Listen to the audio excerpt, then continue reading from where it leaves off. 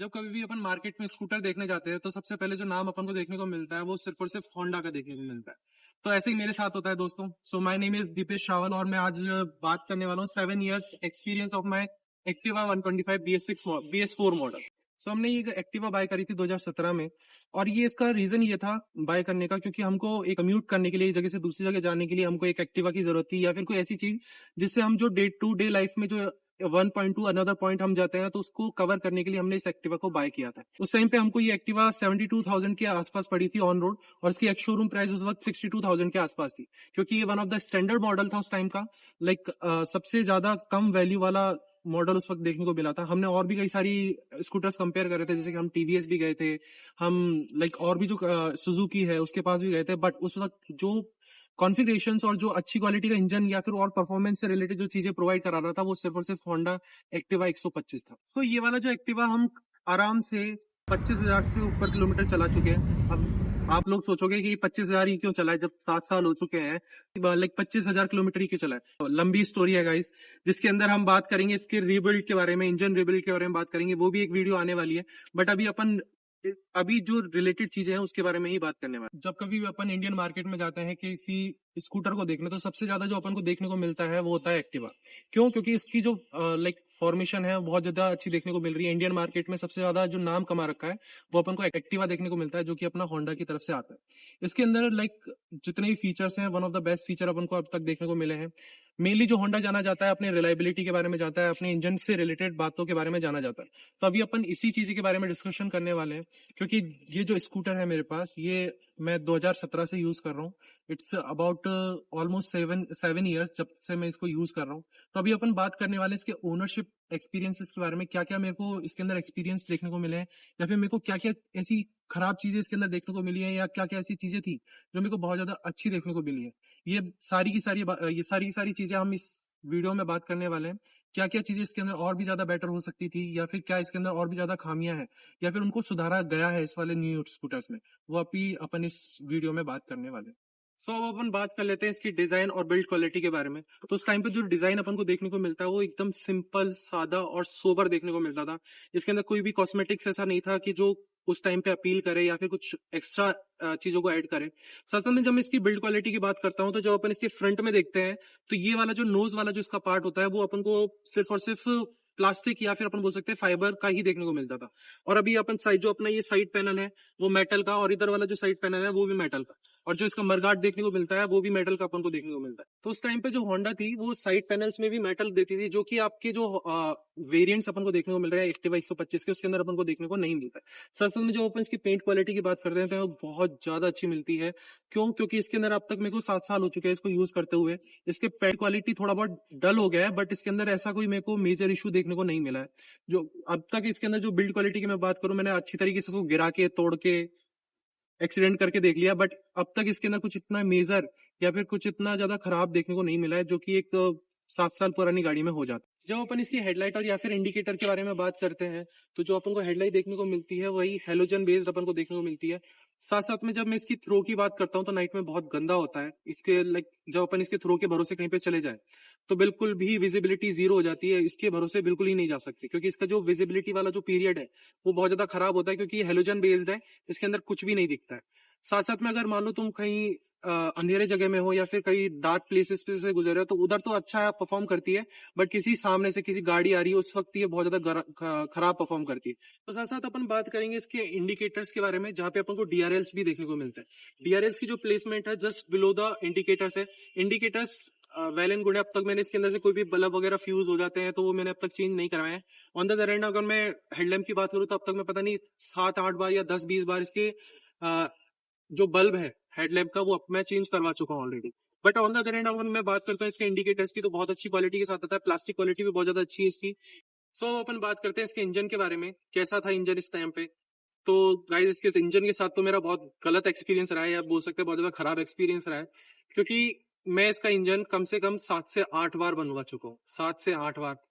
But अगर अभी next video जो अपनी सीरीज आने वाली है, नेक्स्ट वीडियो के अंदर अपन बात करने वाले हैं, वो इसके पूरे इंजन के ऊपर बात करने वाले हैं, इंजन से रिलेटेड जो चीजें हैं उनके अंदर बात करने वाले कि मैंने कैसे लाइक 7 बार इसका इंजन रीबिल्ड हुआ या फिर कैसे इसका फॉर्मेशन हुआ, वो अपन बात करने वाले हैं। बट नॉर्मल जो अपन बात कर लेते हैं उस टाइम पे जो ये इंजन है, जो अपना 124.9 सीसी इंजन मिलता था, इसके अंदर 1 पॉइंट का डिफरेंस रहता है, कंप्लीटली 125 नहीं रहता है, 124 के समथिंग ही रहता है। तो अगर मैं बात करूं इसके मैक्सिमम पावर के बारे में, तो 8.9 के समथिंग बीएचपी के समथिंग अपन को इसकी पावर देखने को मिलता है, और 10.2 के समथिंग न्यूटन मीटर स्क्वायर का अपन को टॉर्क देखने को मिलता है।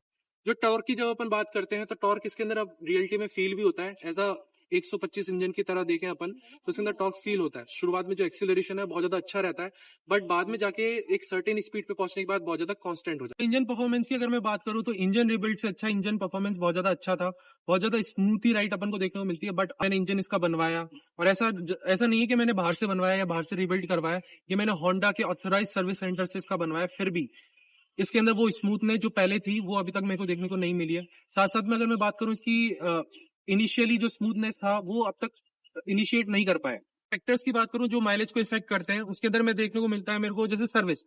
अगर अपन सर्विस कॉन्स्टेंटली नहीं करवा रहे हैं या सर्विस से रिलेटेड कोई चीजें नहीं करवा रहे हैं, तो सर्विस अगर नहीं होगी तो इसका माइलेज ऑटोमेटिकली डाउन हो जाता है, क्योंकि एयर फिल्टर इसके अंदर बहुत ज्यादा रोल प्ले करता है माइलेज देने के अंदर। साथ साथ में टायर प्रेशर की अपन बात करते हैं, साथ साथ में जो पिलियन है, जो पीछे बैठने वाला इंसान है, उसका वेट के ऊपर भी डिपेंड करता है माइलेज। साथ साथ में अगर तुम बहुत ज्यादा इसको एग्रेसिवली रेव करते हो या चलाते हो, तो भी इसके अंदर जो माइलेज का ड्रॉप मेरे को देखने को मिलता है। अगर तुम इसको कॉन्स्टेंटली एक पर्टिकुलर स्पीड पे चलाओगे, जैसे कि अबाउट 35 से लेके 50 के बीच में अगर चलाओगे, तो माइलेज ये अपना अच्छा तरीके से, या फिर बोल सकते हैं टॉप मोस्ट जो माइलेज है वो निकाल के दे देती है। यही कुछ ऐसे फैक्टर्स हैं जो इसके अंदर इन्फ्लुएंस करते हैं इसके माइलेज को। बाकी तो और मैंने अब तक नोटिस नहीं किया है कि ऐसे कुछ फैक्टर्स हैं जो इसको माइलेज के अंदर मेरे को इन्फ्लुएंस करते हैं या फिर चेंज लाते हैं। अगर मैं वाइब्रेशंस की बात करूं, तो वाइब्रेशन इसके अंदर कांस्टेंट रहते हैं। शुरुआत के कुछ साल तक की अगर मैं बात करूं, जब तक मैंने इसकी अच्छी तरीके से सर्विस करवाई थी या फिर ये मेंटेन थी, तो 1 साल तक तो इसके अंदर कोई भी वाइब्रेशन वाले इशू नहीं रहते। बट आफ्टर सम टाइम के यूज के अंदर, जैसे मैं 2-3 साल इसको बीतने के बाद, इसके अंदर वाइब्रेशन बहुत ज्यादा बन चुके थे। अभी भी मैं देखूं तो ये ना सबसे ज्यादा वाइब्रेट करती है 50 के आसपास आती, 50 के आसपास आती, इतना ज्यादा वाइब्रेट करती कि वो हैंडल में भी मेरे को फील होता है। साथ साथ में बॉडी भी इसकी वाइब्रेट करती हुई मेरे को महसूस होती है। साथ साथ में इसकी एक्सेलरेशन के बारे में बात करूं, तो एक्सेलरेशन इसका थ्रू आउट द सेम रहता है। शुरुआत में इसके अंदर थोड़ा बहुत जर्की है, बाद में जाके वो एकदम कांस्टेंट हो जाता है, उसके अंदर कोई भी मेरे को चेंज वगैरह देखने को नहीं मिलता। अगर मैं एक्सपीरियंस की बात करूं, ऑथराइज जो सर्विस सेंटर है होंडा का, तो मैंने जब बाय करी थी, तो मैंने सिर्फ एक ही पॉइंट के ऊपर बाय करी थी, कि जो होंडा की सर्विस सेंटर है अपन को नुक्कड़ नुक्कड़ पे देखने को मिल जाता है। ये टू व्हीलर का मारुति है, एक काइंड ऑफ ऐसा बोल सकते हैं, क्योंकि जैसे कि अपन बात करते हैं मारुति सुजुकी की, तो हर जगह मारुति सुजुकी के शोरूम या सर्विस सेंटर देखने को मिल जाता है, या फिर कोई भी उसको सॉल्व कर देता है प्रॉब्लम से रिलेटेड, जो भी प्रॉब्लम इससे रिलेटेड आती है। ऐसे ही मैंने होंडा के बारे में सुना था, तो मैंने जब ये बाय करी, तो मैंने सिर्फ यही चीज के बारे में बात करी थी कि जो भी इसके शोरूम्स हैं या फिर सर्विस सेंटर्स है वो ज्यादा है, तो इसलिए मैंने इसको प्रिफर किया था कि भाई मैं इसी एक्टिवा को बाय करूंगा या फिर इस रिलेटेड मॉडल को ही बाय करूंगा। बट बाद में जाके ऑथराइज जो सर्विस सेंटर था, वो इतना ज्यादा हेल्पफुल नहीं होता है कभी भी। वो मेनली डिपेंड करता है तुम्हारे सर्विस सेंटर के ऊपर, इन जो तुम्हारे आसपास का जो सर्विस सेंटर उसके ऊपर ही डिपेंड करता है, क्योंकि जो होंडा है वो तो कांस्टेंट सर्विस प्रोवाइड कराता है, बट ये सब चीजें डिपेंड करती है डीलर के ऊपर, कि डीलर कैसा है, वो कैसी सर्विसेज प्रोवाइड कर रहा है। अनफॉर्चुनेटली जो हमारे पास जो डीलर है, वो उसकी सर्विसेज इतनी अच्छी नहीं थी। उसने जितना भी काम करवाया, जितनी भी चीज हुई, वो बार बार में ब्रेक डाउन होती ही रही। तो इससे रिलेटेड मैं बात करूंगा इंजन रिबिल्ड के बारे में या फिर ब्रेक डाउन के बारे में। तो इंजन रिलायबल तब तक है जब तक आप उसे मेंटेन करके रखते हो। अगर मैं मेंटेनेंस और सर्विसेज के बारे में बात करूं, तो अब तक हमारी शुरुआत जो स्टार्टिंग की 3 सर्विसेज थी, वो तो होंडा के अंदर ही हुई थी, बट बाद में जाके हमने बाहर स्टार्ट करा दी थी। बट आई थिंक ये वन ऑफ द मेरी बहुत बड़ी मिस्टेक थी उस टाइम की, क्योंकि उसके बाद ही मेरे इंजन का डेपोला होना स्टार्ट हो गया, वो खराब होना स्टार्ट हो गया। इसके बाद जब इंजन खराब हुआ पूरी तरीके से, तो उसके बाद मेरे को देखने को मिला कि इंजन धुआं देने लग गया, या फिर बहुत ज्यादा पिकअप में ड्रॉप देखने को मिला। इसके बाद मैंने इसको लोकल मैकेनिक्स वगैरह को दिखाया, तो उन्होंने बोला कि भाई साहब इसके अंदर तो इंजन खराब हो चुका। अगर मैं बात करूं इसकी सर्विस कॉस्ट की या फिर मेंटेनेंस के बारे में, अगर अपन नॉर्मली होंडा में सर्विस सेंटर पे जाते हैं या फिर इसकी सर्विस वगैरह कराते हैं, तो ऑन एन एवरेज जो मेरा बिल बनता है, वो 800 से लेके 1000 के बीच में बनता है, जो कि आई थिंक बहुत ज्यादा मिनिमल है। बट अगर तुम बाहर की किसी भी शॉप पे जाते हो या फिर लोकल सर्विस सेंटर में जाते हो, तो वहां पे और भी ज्यादा 100-200 रुपए का फर्क देखने को मिलता है। बट वो बट वो 100-200 रुपए का फर्क बहुत ज्यादा आगे जाके मैटर करता है। क्यों? क्योंकि मोस्टली जितने भी थर्ड पार्टी जो भी सर्विस सेंटर्स हैं, वो मेनली लोकल जो ऑयल होता है उसको यूज करते हैं, और एक काइंड ऑफ ट्रस्ट रहता है मेरे को कंपनी के ऊपर कि वो ऑयल तो एटलीस्ट बहुत ज्यादा अच्छा डालेगी, या फिर कंपनी से जो रिकमेंडेड है वही ऑयल डालेगी। तो सर्विस में तो मेरे को ऐसा कुछ अब तक नहीं देखने को मिला है। बट हाँ, कुछ ऐसे टाइम आया जब मेरा इंजन रीबिल्ड हो रहा था होंडा के अंदर, तो उन लोगों ने कॉपरेट करना मेरे से बंद कर दिया, या कॉपरेट उन्होंने नहीं किया इतना ज्यादा, तो मैंने ही और लोगों को कॉल करा या फिर मैंने कंप्लेन करी होंडा के अंदर, तब जाके इसका रेजोल्यूशन मेरे को देखने को मिला था। बट सर्विस की बात करूँ तो सर्विस नॉर्मल नॉर्मल सी रहती है, इतना ज्यादा कोई एक्सपेंसिव नहीं है सर्विसेज से रिलेटेड। अगर मैं बात करता हूँ BS4 की, तो आपकी है ना 500 से लेके 1000 के बीच में आपकी सर्विस पूरी की पूरी हो जाती है। इसके अंदर कोई भी एक्स्ट्रा चार्जेस वगैरह वो लोग अप्लाई भी नहीं है। और अपन नेक्स्ट वीडियो में बात करने वाले हैं, या फिर अपन लेके आएंगे नेक्स्ट वीडियो, जिसके बारे में बात करूंगा रिबिल्ड के बारे में, कि इंजन किस सरकमटेंसेस में रिबिल्ड हुआ या किस तरीके से मैंने रिबिल्ड करवाया इंजन, क्या क्या चीजें मेरे को फेस करनी पड़ी, क्या सर्विस सेंटर वालों ने मेरी हेल्प करी या नहीं करी, कितने मेरे पैसे लगे, और अभी भी ये सही चल रहा है या नहीं चल रहा है, उसके बारे में अपन नेक्स्ट वीडियो के अंदर भी बात करेंगे। अगर मैं कंफर्ट और हैंडलिंग की बात करूं तो इतना कुछ खास नहीं है इसके अंदर।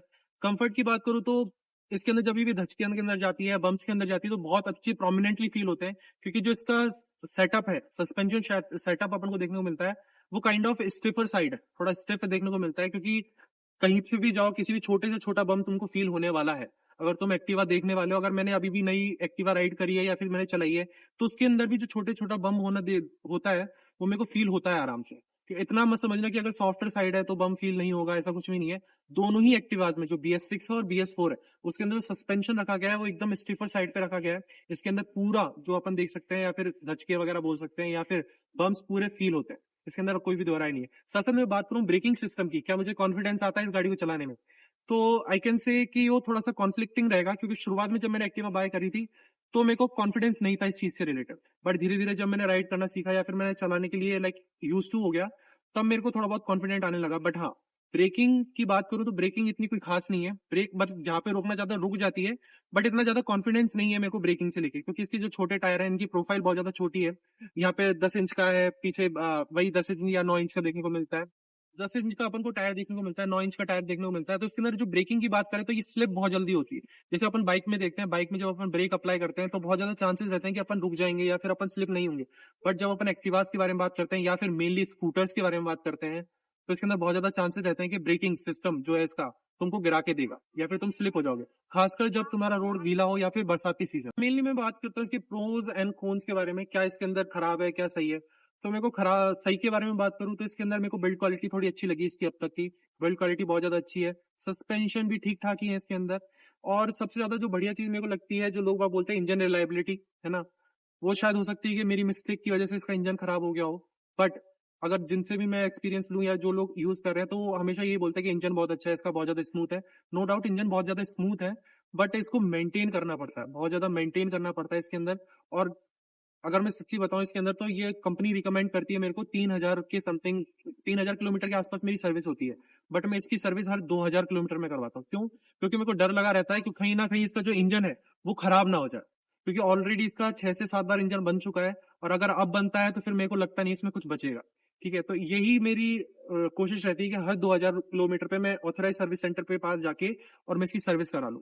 तो मेरे को जो अच्छी लगी इसके अंदर बात, बस काइंड ऑफ बिल्ड क्वालिटी है और थोड़ा डिसेंट माइलेज है। अगर मैं इस माइलेज के बारे में बात करूं 45 या 50 के बारे में या फिर 40 के बारे में, तो काइंड ऑफ डिसेंट है। स्कूटर से अपन इतना ही एक्सपेक्ट कर सकते हैं। अगर ये बाइक होती तो अगर मैं 60-65 बोल सकता था या 70 भी बोल सकता था, बट एक्टिवा है या फिर स्कूटर है, तो स्कूटर आई गेस इतना ही देते होंगे। कईयों की अगर कमेंट करके बताना अगर किसी का स्कूटर 45 या 50 से ऊपर भी दे रहा हो। अगर मैं बात करूं पार्ट्स या फिर पार्ट्स से रिलायबिलिटी के बारे में या फिर अवेलेबिलिटी के बारे में, तो होंडा का इसमें इस वाले प्रोडक्ट के अंदर एक्टिवा 125 के अंदर बहुत ज्यादा खराब देखने को मिला है। क्योंकि अगर रिसेंटली 1-1.5 साल पहले मेरा है ना, इसके अंदर जो कार्बोरेटर होता है वो खराब हो गया था, और उसके लिए मेरे को वेट करना पड़ा था कम से कम 2 महीने के लिए। मतलब पार्ट्स की अवेलेबिलिटी होंडा के पास है नहीं, या फिर उनकी चेन में नहीं है, या फिर खासकर इसी मॉडल के साथ ऐसा है, ये मेरे को पता नहीं है। बट हाँ, मेरे को बहुत ज्यादा टाइम लगा था इसको लेने के लिए या फिर इसके पार्ट से रिलेटेड चीजों के बारे में बात करनी। तो फाइनली मैं इतनी सारी चीजों को डिस्कशन करने के बाद मैं बताऊं कि तुमको ये खरीदना चाहिए नहीं खरीदना चाहिए, तो मेरा तो यही मानना है कि अगर आप सेकंड हैंड मार्केट में जा रहे हो इसको खरीदने, सेकंड हैंड मार्केट में इसको खरीदोगे या फिर इसको बाय करने जा रहे हो, तो हाँ, एक चांस तुम दे सकते हो। और तुम बस ये चीज ध्यान रखना कि इंजन उसको दोबारा से ना बनाओ, क्योंकि मैंने बनवा चुका हूँ इसका इंजन 3 से हो चुका है, 6 से 7 बार हो चुका है। तो इंजन की परफॉर्मेंस, उसका माइलेज, उसकी स्मूथनेस सब गिर जाती है। तो ट्राई करना, अगर तुम सेकंड हैंड मार्केट में जा रहे हो इस टाइप की एक्टिवा को खरीदने, तो खरीद सकते हो, नो डाउट। बट 2-4 चीजों के बारे में पता कर लेना, उसके बारे में पहले सर्विसेज से रिलेटेड बात कर लेना, उसकी क्या क्या हिस्ट्री रही है इंजन से रिलेटेड, वो तुम पता कर लो। वैसे कोई प्रॉब्लम नहीं गाड़ी के अंदर, सेकंड हैंड मार्केट में आप जाके बाय कर सकते हो। अभी भी सेकंड हैंड मार्केट में ये अवेलेबल है, तुम बाय कर सकते हो जाके, और कोई बात नहीं है। बाकी की और इसके रिलेटेड अगर कोई और भी क्वेरी तुम्हारी है, या तुम बात करना चाहते हो, या फिर तुम बताना चाहते हो, या पूछना चाहते हो, तो आप मेरे को कमेंट सेक्शन में बता सकते हो, और भी कई सारी चीजों के बारे में। That's it for today guys, आज अपन इतनी ही बात करेंगे इसके बारे में। और भी कई सारी चीजें वीडियो आएंगी, आप कनेक्टेड रहना। Do subscribe my channel. Radhe Radhe, bye bye.